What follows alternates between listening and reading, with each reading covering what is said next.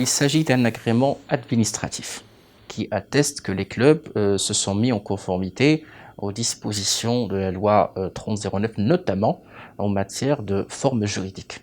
Il s'agit de la création par chaque club sportif, qui est actuellement une association, d'une société anonyme sportive pour gérer l'activité footballistique. Nous parlons bien des clubs de la Botola. Cette activité footballistique devrait être régie juridiquement par une forme juridique spécifique qui est la société anonyme. En d'autres termes, la mise en conformité consiste en la création d'une société anonyme, la nomination de ses instances, notamment le président du conseil d'administration, le conseil d'administration et bien sûr l'assemblée générale. La différence principale, c'est que nous ne parlons plus d'une association sportive avec un président de club et un bureau exécutif ou un bureau qui gère. Nous parlons désormais d'une forme qui est régie par la loi 1795, telle que modifiée et complétée par la loi 2005, 7812 et 2019, qui consiste bien sûr en la nomination d'instances spécifiques et surtout un changement dans la forme et la structure, je dirais, capitalistique. Nous ne parlons plus d'un fonds associatif, c'est-à-dire qui n'est pas distribuable, nous parlons d'un capital, de dividendes distribuables et des intérêts financiers.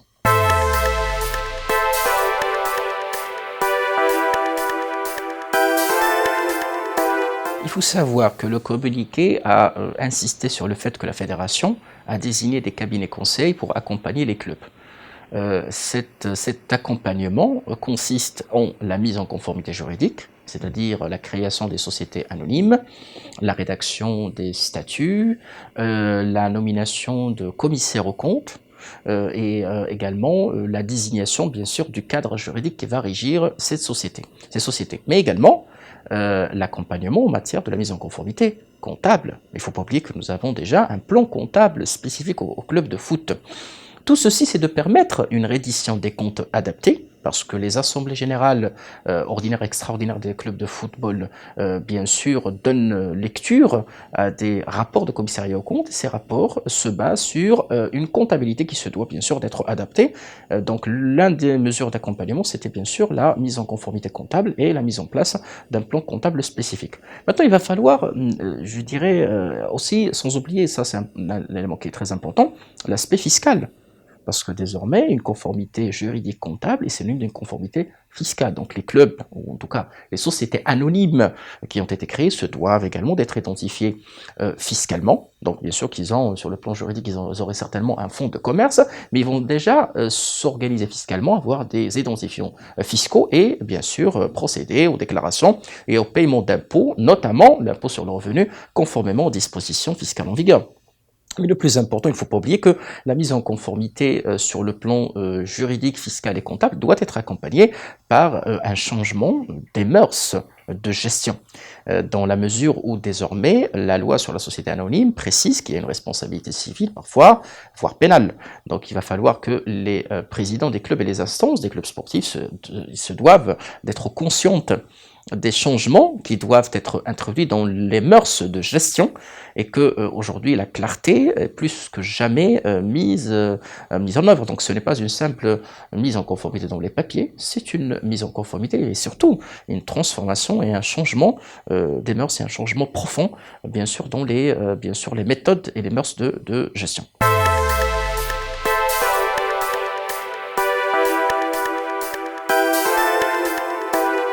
Il est indéniable qu'une telle réforme va introduire un changement extraordinaire dans le professionnalisme et la professionnalisation de l'activité, bien sûr, footballistique, dans la mesure où s'organiser en société anonyme est tout d'abord une mise en valeur de la valeur marchande de chaque club. C'est une mise en valeur du fonds de commerce de chaque club. C'est également une mise en valeur du patrimoine de chaque club. Et de ce fait, les clubs vont se professionnaliser pour aller sur d'autres dimensions de développement.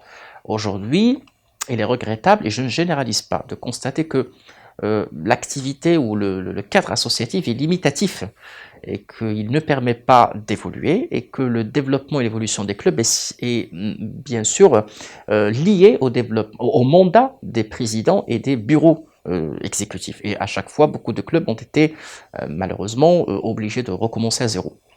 De ce fait-là, le fait de, bien sûr, se mettre en conformité avec la loi sur la société anonyme, c'est une manière de dire que le club est pérennisé et les instances de gestion évoluent. Donc, c'est-à-dire, nous n'allons pas recommencer à zéro, il y a toujours un existant. L'existant, il est transcrit dans la comptabilité, et il y a des rapports de commissariat aux comptes, il y a des rapports de gestion, ce n'est pas des rapports financiers et moraux, et le vote au rapport, sur le rapport financier vont suivre le rapport ou les rapports du commissaire aux comptes. Donc il y a toujours un garde-fou.